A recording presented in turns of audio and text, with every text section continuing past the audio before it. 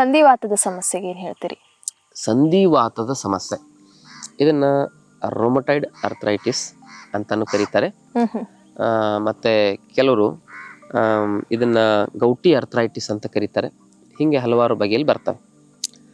ಆಮವಾತ ಅಂದ್ರೆ osteo arthritis, ಸಂಧಿವಾತ ಅಂದ್ರೆ ರೋಮಟೈಡ್ ಅರ್ಥರೈಟಿಸ್. ಈ ಸಂಧಿವಾತದಲ್ಲಿ ಮುಖ್ಯವಾಗಿ ಏನಾಗಿರುತ್ತೆ, ANTCCP, CRP, ESR, RA factor ಜಾಸ್ತಿ ಆಗಿರುತ್ತೆ. ಅಂತ ಸಂದರ್ಭದಲ್ಲಿ ನಮಗದು ಗೊತ್ತಿಲ್ಲ ಅಂದ್ರೆ ಒಂದ್ಸಲಿ ಇವೆನ್ನೆಲ್ಲ ಬ್ಲಡ್ ಟೆಸ್ಟ್ ಅಲ್ಲಿ ಗೊತ್ತಾಗ್ತವೆ. RA, ANTCCP, CRP, ESR test ಮಾಡಿದ್ರೆ ಅದು ತುಂಬಾ ಜಾಸ್ತಿ ಆಗಿತ್ತು ಅಂದ್ರೆ ಅದಕ್ಕೆ ವಿರೇಚನ ಚಿಕಿತ್ಸೆ ತೆಗೆದುಕೊಳ್ಳೋದು ಸಂಧಿವಾತಕ್ಕೆ ಪರಿಪೂರ್ಣ ಪರಿಹಾರ. ಪದೇ ಪದೇ ವಿರೇಚನ ತೆಗೆದುಕೊಳ್ಬೇಕು, ಬಸ್ತಿ ತೆಗೆದುಕೊಂಡ್ರೆ ಅದು ಗುಣ ಆಗುತ್ತೆ.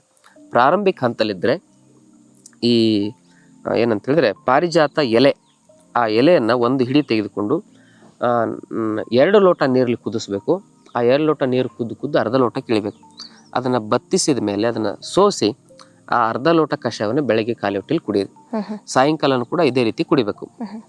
ಇದನ್ನು ಕುಡಿಯೋದಕ್ಕಿಂತ ಮೊದಲು ಒಂದು 10 ರಿಂದ 15 ಅತಿಬಾಲದ ಎಲೆಯನ್ನ ಅಗದಗದು ತಿಂದು ಆಮೇಲೆ ಈ ಕಷಾಯವನ್ನು ಕುಡಿದ್ರಿಂದ ಈ ಸಂಧಿವಾತದ ಸಮಸ್ಯೆ ಇರೋರು ಬಹಳ ಬೇಗ ಗುಣಮುಖರಾಗ್ತಾರೆ. ಇಲ್ಲಿ ಮತ್ತೆ ಏನಾದರೂ ನೋವು ಕಾಣಿಸ್ಕೊಂಡ್ರೆ ಬೇರೆ ಬೇರೆ ಜಾಯಿಂಟ್ಸ್ಗಳಲ್ಲಿ ಮುಖ್ಯವಾಗಿ ಸಣ್ಣ ಸಣ್ಣ ಜಾಯಿಂಟ್ಸ್ಗಳಲ್ಲಿ ಇದು ಎಫೆಕ್ಟ್ ಆಗುತ್ತೆ. ಕೈ ಬೆರಳು, ಕಾಲು ಬೆರಳು ಸೊಟ್ಟಾಗೋದು, ಡಿಫಾರ್ಮೇಶನ್ ಲೆವೆಲ್ ಹೋದ್ರಂತೂ ಅದು ವಾಸಿ ಮಾಡೋದು ಕಷ್ಟ. ಅದಕ್ಕಾಗಿ ಪ್ರಾರಂಭಿಕ ಹಂತದಲ್ಲಿ ಏನಾದ್ರು ನೋವಿದ್ರೆ ಜಾಯಿಂಟ್ಸ್ಗಳಲ್ಲಿ ಎಕ್ಕದೆಲೆ, ಆಮೇಲೆ ನುಗ್ಗೆ ಎಲೆ, ಆಮೇಲೆ ಬೇವಿನ ಎಲೆ, ಹುಣಸೆ ಎಲೆ, ಅತಿಬಲದ ಎಲೆ, ಉಮ್ಮತ್ತಿ ಎಲೆ, ಇಂಥವೆಲ್ಲ ಈ ಎಲೆಗಳನ್ನು ಏನು ಮಾಡ್ಬೇಕಂದ್ರೆ ಒಂದೊಂದು ಹಿಡಿ ತೆಗೆದುಕೊಂಡು ರುಬ್ಬಿ ಪೇಸ್ಟ್ ಮಾಡ್ಕೋಬೇಕು. ಆಮೇಲೆ ಒಂದು ಬಾಣಲಿಯಲ್ಲಿ ಒಂದು 50 ml ನಷ್ಟು ಹರಳೆಣ್ಣೆ ಹಾಕಬೇಕು. ಅದರಲ್ಲಿ ಒಂದು ಹಿಡಿಯಷ್ಟು ಬೆಳ್ಳುಳ್ಳಿನ ಜಜ್ಜಿ ಪೇಸ್ಟ್ ಮಾಡಿ ಅದರಲ್ಲಿ ಹಾಕಬೇಕು.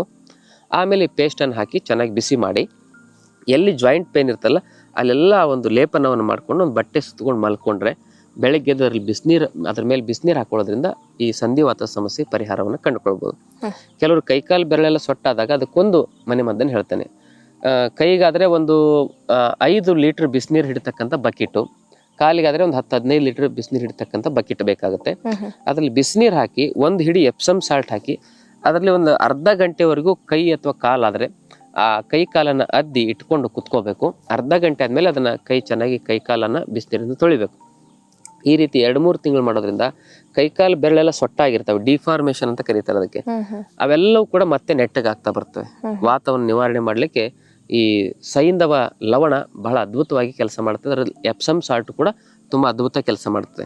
ಎಪ್ಸಮ್ ಸಾಲ್ಟರು ಹಾಕೋಬಹುದು, ಸೈಂಧವ ಲವಣ ಎರಡರಲ್ಲಿ ಒಂದಾದರೂ ಅದನ್ನು ಬಳಸೋದ್ರಿಂದ ಅದ್ಭುತವಾಗಿ ಸಂಧಿವಾತ ಗುಣ ಆಗುತ್ತೆ.